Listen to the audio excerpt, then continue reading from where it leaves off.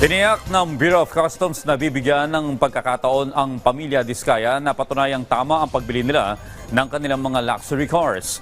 Ayon kay BOC Commissioner Ariel Nepomuceno, sa pamamagitan niya ng pagsusumite sa kanila ng mga dokumento ng sasakyan. Pagtitiyak din ng BOC na idadaan sa tamang evaluation ng mga ito. I-inspeksyonin din ng ahensya ang iba pang sasakyan na hindi sakop ng search warrant. Dagdag pa ng BOC, naiintindihan nila ang frustration ng ating mga kababayan kaya't mamadaliin nila ang hakbang para agad na makapag-ulat. Nilinaw naman ng BOC na hindi lamang pamilya Diskaya ang kanilang sisilipin kundi maging ang iba pang contractors.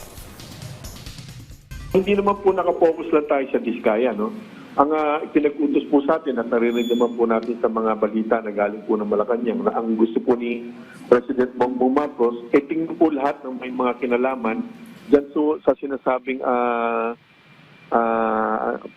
nakikitang anomalya po sa mga ghost projects po sa flood control project. So marami po naman po kaming iniimbestigahan. Nagkataon lang po, nauna po yung search warrant para dito sa Diskaya.